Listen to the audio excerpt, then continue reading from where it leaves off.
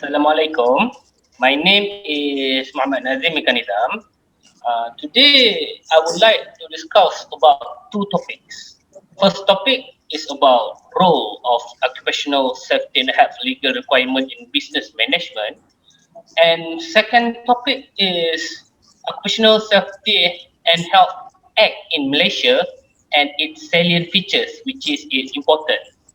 Here we have three panel with us to discuss about these two topics. First panel is Nik Ahmad Amirul Ashraf bin Ibrahim. Second panel we have Nik Ashraf bin Nik Abdurrahman, and third panel we have Muhammad Irfan Izzuddin bin Mardiman. Yeah. Okay, before we start our discussion, I would like to tell you about business management are the discipline devoted to organizing, analyzing, and planning various type of business operations. And if that sounds really general, that just because this field cover a lot of ground. So we can see that business management is quite important in company industry. From this reason, it is important to put a high priority roles of occupational safety and health legal requirement in business management. Okay, from this statement, I want to ask Mr. Nik Ahmad Amirul Ashraf about what is the role of occupational safety and health legal requirement in business management. Okay, Assalamualaikum and hi to all. Okay, for my opinion is that the legislation moderates the relationship between management practice and Oshe implementation. For example, Singapore, which has one of the lowest workplace accident rates in the region, is subject to a strict enforcement of safety standard, training of workers and safe work practice through its employment and the factory acts that aim to protect the safety and health of employees. Similar to the Australia, employers have a duty of care to provide for their workers with safe working environment. Study has shown that effective enforcement of the legislation influence observance of rule and regulation in Norwegian company. In nature or in any industry should implement the OSH so that their workers have a grade of the safety environment. That's all for me. Okay. So you say that it's play the role to safety of all the worker within under country also. So I want to ask our second panel, Nik Ashraf and Nik Abdurrahman, what is your opinion about this? Our first topic, the requirement. Assalamualaikum warahmatullahi wabarakatuh and good evening. For my opinion, for occupational health and safety management system, I think it is important because an occupational health and safety management system encompass more than health and safety program. It includes health and safety policy, system, standard, and record, and involve incorporating your health and safety activities and program into business process. So every activity that we do in the company is recorded and saved to check our action. Having an effective management system improves our ability to continuously identify hazards and control risk in our workplace.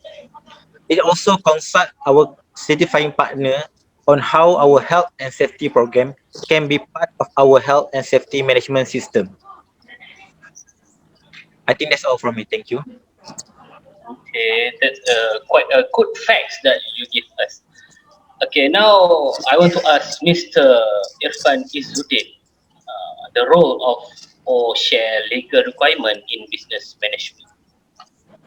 Okay, thank you for Mr. Moderator, Mr. Nazim. Okay, as you can see, most of my friends panels, Nik Ashraf and Nik Ahmad Ashraf, already told about the rules and requirements. So I just want to add a little bit about it.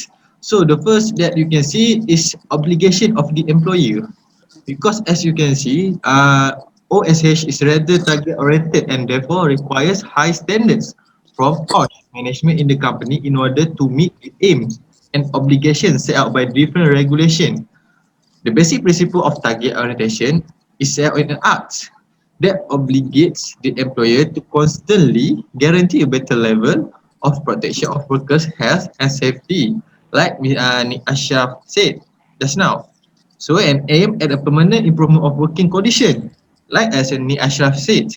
So, as you can see, most of the important requirement that need for the company to have is like what you could say about the maybe about the systematic evaluation of the working environment, the endorsing preventive measure which eliminate reason for illness in the workplace. So another thing is giving information in the subject of employees' health. So that's quite important about it. I think that's all for me that I want to add for this legal requirement. Thank you.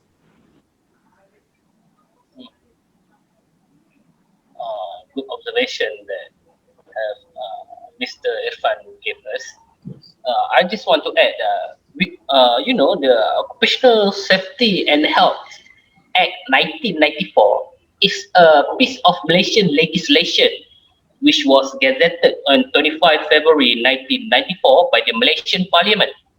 This legislation requires the workers, employers, societies, and government to be involved in ensuring a safe and conductive working environment uh, at the workplace. Okay, so we go to our second topic, that is Occupational Safety and Health Act in Malaysia and its salient features, which is its important. So I want to ask our first panel, Nick Ahmad Amirul Ashraf bin Ibrahim, to tell about it. Okay. From what I learned, that us in the organization must have these five features, which is for the first one is policy, the second one is organizing, and the third one is planning and implementing, and the fourth one is the evaluation, and the fifth is action for improvement. So I will discuss and explain every each one. So for the first one is policy.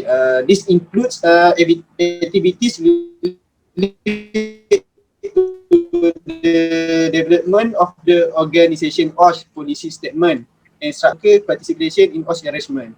And for the second one is organising. Address the establishment of OSH responsibility and accountability structure, a training system, competency definition, documentation practice, and communication system. And the third one is planning and implementing. Address those activities associated with the fulfillment of the principle expressed in the OSH policy statement. This activity include the initial assessment of the OSH arrangement that then support the actual system planning, development and implementation function. And the fourth one is evaluation. Address those functions associated with measuring the management system performance. This involves the development of performance monitoring and measurement protocol. And the fifth one, action for improvement. Address issues associated with preventive and corrective action and continual improvement. Okay, it is important for the one of the organization to have these five of the policies and features that I mentioned earlier, that I explained, so that the continual improvement can be made of the organization for the safety. That's all for me. Okay, thank you, Mr. Nick Ahmad Amirul Ashraf. And now I want to ask Mr. Nick Ashraf binti Abdul Rahman, what is the Occupational Safety and Health Act in Malaysia and its salient features? Okay, thank you to the moderator.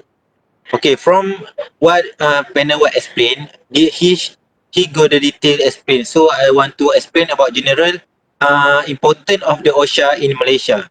Okay, firstly, It is to reduce the risk and cost of accident. Okay, now thank you, Mr. Nik Ashraf. Now I want to ask Mr. Irfan Izzuddin bin Mardiman to speak his opinion. Okay, thank you, Mr. Moderator, Nazim Ghanizam. Okay, as you know, that Nick Ashraf and Ahmad Ashraf already told about the salient features about this Occupational Safety and Health Act in Malaysia. So like just now, I just want to add a little bit about it. So as you can see, this occupational safety and health is very important because it make our guideline to occur about a good environment for the workers in the industry or anywhere that have construction. Same as that. So the principle of the Act is to make further provision for securing that safety, health and welfare of person at work for protecting others against risk to safety or health in connection with the activities of person at work to establish the National Council for Occupational Safety and Health and for matters connected therewith. So there is many type of act under the Regulation of Occupational Safety and Health Act 1994. So for an example, I give you Occupational Safety and Health for Employee Safety and Health General Policy Statement Regulation 1995. So as this statement state, employee safety, so it controls the employee safety, the safety when using at the construction, at industries where safety like safety boots, life jackets or helmets to prevent it from anything that might injure him. So second one is like occupational safety and health for control of industry major accident hazards regulation 1996. So as you know, this okay for major accident, for example, like chemical thrown off in the forklift. Next about people uh, like get hit by a hammer in industries when we like get bumped by the machine. So this type of relation will protect them from the for their dangerous or hazard that might get to them. So I think that's the salient features of every aspect that in the act that I can say about it. So that's all for me. Thank you very much. Okay, thank you, Mr. Irfan Izzuddin bin Mardiman. Okay, now we go to the conclusion. As a conclusion, organizations strive to manage occupational safety and health more systematically and even proactively by implementing OSHA into the organization overall management. Yeah? And it can be seen that occupational safety and health can be incorporated into general management and business. With this, organization can achieving safer and healthier working environment and better general organizational performance. Okay, thank you for all the panel. Is anything that you want to add? So I think that it is important for the employers need to know the OSH Act legislation regulation to ensure their safety of workers and guarantee of the safety of their workers. Okay, okay. Thank you, Mr. Ni Ahmad Amirul Ashraf. From Ni Ashraf, from Muhammad Ifaizuddin is anything you want to add? Yeah, as you can see that I want to add uh, give the workers a safety environment to work because safety environment make a good product. I think that's all that can make can relate to the Oshe. I think that's all for me. Okay, okay. Okay, we can now we can I can end our forum with Assalamualaikum warahmatullahi wabarakatuh. Waalaikumsalam. Okay. Waalaikumsalam warahmatullahi. Thank Thank you you, to Mr. Moderator. Thank you. moderator Mr. Thank you Muhammad all. Nazim bin Kanizam. Okay. Thank you all for the